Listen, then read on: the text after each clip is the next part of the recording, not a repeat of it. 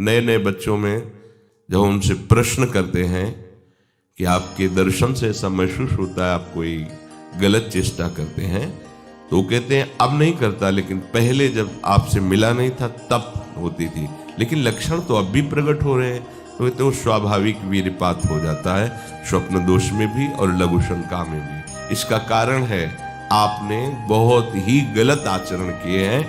ये जो हस्त मैथुन आदि क्रियाएं हैं, इनके द्वारा पूरा का पूरा आपका जीवन नष्ट हो जाता है। इसे खिलवाड़ मत समझो। चाहे गृहस्थी में भी जाना हो तो खिलवाड़ मत करो। आप गृहस्थी लायक नहीं रह जाएंगे।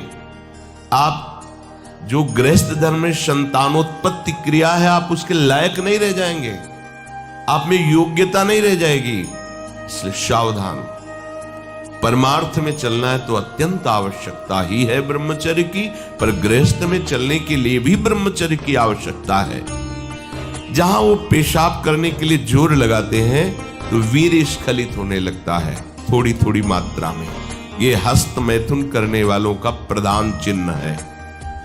इसका परिणाम यहां तक हो सकता है कि पुरुषत्व का नाश होकर नपुंसकता आ सकती है।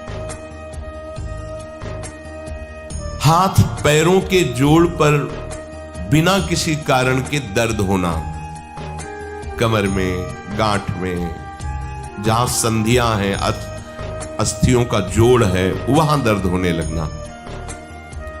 सर में जरा भी विचार करने पर दर्द पैदा हो जाना। किसी विषय पर विचार कर या मंत्र में ध्यान कर तो सर में दर्द होने लगना। हाथ पैरों में शिथिलता आने लगना। दिमाग में एक सनसनी पैदा हो जाना।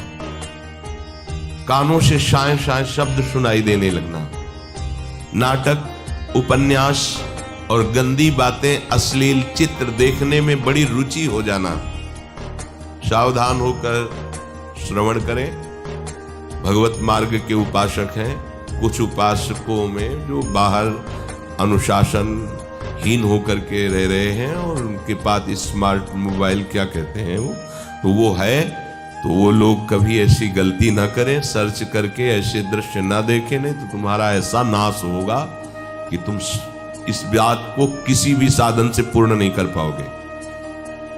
एक बार मछली की क्रीड़ा देखने पर शौभरी जैसे महात्मा कामाशक्त हो जाते हैं। एक बार वैश्या के साथ ऐसा कृत्य देख करके अजामिल जैसा संयमी ब्राह्मण भ्रष्ट वैश्यागामी बन सकता है। और आप देश विदेश की ऐसी गंदी फिल्में, गंदी बातें देखकर आप अपने को संयमी रख सकते हैं? क्यों आप अपना नाश कर रहे हैं? क्यों आप अपने शत्रु बन रहे हैं? उपासक समझता है कि कोई जानता नहीं है, लेकिन तुम जिसको जानने के लिए चले वो तो तुम्हें जान रहा है ना। वो कैसे तुम्हारे सामने आएगा? कैसे तुम्हारे मुख में नाम चलेगा? कैसे हृदय में भगवत प्राप्ति का उत्साह रह जाएगा यदि आप ऐसा? उपासक को नाटक, उपन्यास, सिनेमा, अश्लील चित्र, गंदी पिक्चरें बिल्कुल नहीं। क्यों अपना नाश कर रहे हो? पर उसको रुचि हो जाएगी। जो व्यभिचारी प्रवृत्ति से युक्त है उसको ये अच्छा लगेगा।